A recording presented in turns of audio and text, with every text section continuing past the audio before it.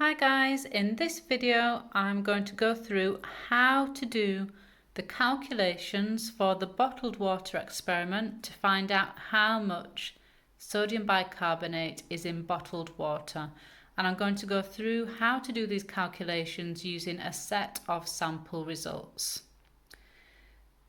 So here in part 1, here are some titration results. So part 1 of the experiment, we titrated hydrochloric acid with sodium carbonate. Now here it should really say the concentration of sodium carbonate to 3 decimal places, so just change that on your methods. This is to my students, to 0.200 moles per decimeter cubed, and we're trying to find out the accurate concentration of hydrochloric acid also to 3 decimal places using this standard solution. So that's the point of this part 1 experiment. Now here's some sample results. So if we fill the burette to the top, the very first reading, the very first line is 0.00, and notice all titers have to be given to 2 decimal places, all the volume readings. And then we look for concordant titers, so results that are really close, they have to be within 0.1 at least of each other, and we use these good results to calculate our average. So if we turn over, here we calculate the average of the amount of sodium carbonate used. And we give our average to 1 decimal place, so it becomes 12.5 centimeters cubed. After that, we calculate the moles of sodium carbonate used, and we use the equation moles equals concentration times volume. So in the method, it said that the standard solution of sodium carbonate was 0.2. I remember I told you it should have said 0.200. And then we use the volume from our average titer here, 12.5, and we divide that volume by 1,000 to turn our volume from centimeters cubed into decimeters cubed, and we get an amount in moles. Then we're asked to find out the ratio between the carbonate and the acid.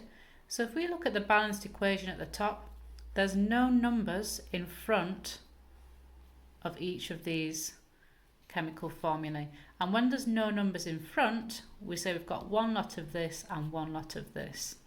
So it's a 1-to-1 ratio. We've got equal amounts of these.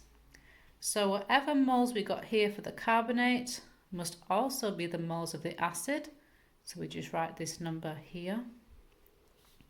And then this is our aim for part 1, to calculate accurately the concentration of the hydrochloric acid. So we rearrange that equation we used above. Concentration equals moles over volume, and if we look at the method, we pipetted 25 of the acid. There it is. So we do 25 over 1,000, and we get this concentration to 3 decimal places. And then finally, for part 1, it asks us to calculate the percentage error in our value. So we do our value, take what we expect, divided by the expected value, times by 100. So in this case, we got bang on what it actually should be. So I know what it should be because the technicians made the solution and I asked them. So if you're a student elsewhere, ask your teacher what concentration the technicians made that solution to. So 0.1 take away 0.1 is obviously 0. 0 divided by anything is 0. 0 times anything is also 0. So there's no error in these values. So that says we did our titration really accurately. So these are like model results. Part 2, we want to dilute the hydrochloric acid. So we want to dilute it by a factor of 10. It was 0.1 Now we want it to be 0.01.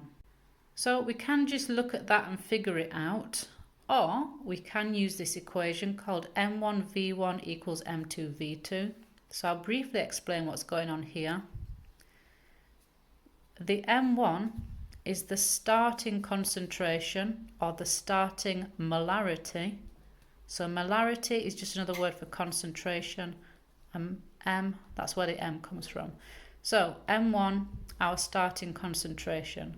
V1, how much, so what volume of that starting solution do we need to make our new solution. M2 is the concentration of the new solution. V2 is the volume of this new solution that we want to make.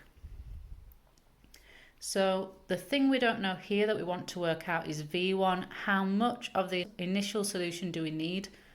And we take that and then we're going to add water to it, distilled water, to make it up to 250 in a flask. So V1 equals M2V2 divided by M1, and we get 25 centimeters cubed. So in other words, we need 25 of the original solution and we'll make it up to 250 with distilled water.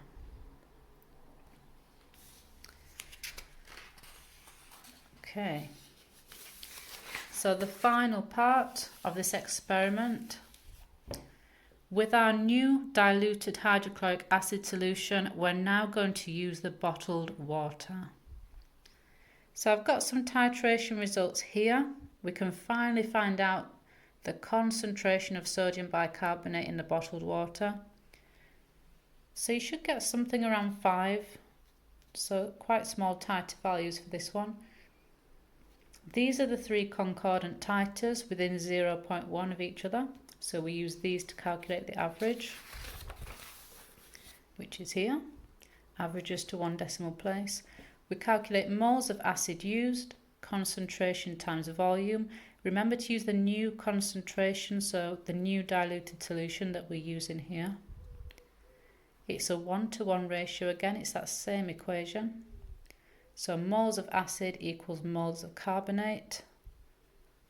To get the concentration, we rearrange that moles equation to get concentration equals moles over volume.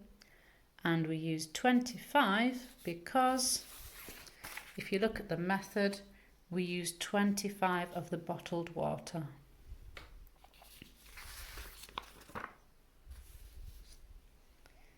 And then same again, let's calculate the percentage error in the value. So I've written here, your value, take what you think it should be. It doesn't really matter which way around these are. So just the difference between your value and the actual value divided by the actual value and then times 100 to make it a percentage. So again, this is really accurate. Tiny difference, times 100, 2% error. And lastly, I've written some points for error analysis. So identify areas where you used good volumetric technique. Volumetric technique is just titrations, so what did you do well? Now this is going to be different for everyone, but here's some ideas. You might want to pause the video. And then suggest improvements and how these improvements would make an impact. So I've picked out a couple of things, but it's going to depend what you actually did. If you did these already, then you won't need to write this. Holding a white piece of paper behind the burette, that helps you to see the scale more clearly and be more likely to write down the correct value. You can see more clearly where the bottom of the meniscus is. And controlling the tap is something that a lot of students struggle with. So when you get near that end point, you want to try and control the tap so it's adding the solution dropwise into the flask. So that's it for the calculations and some errors for the bottled water experiment. I hope that was helpful. See you soon. Bye.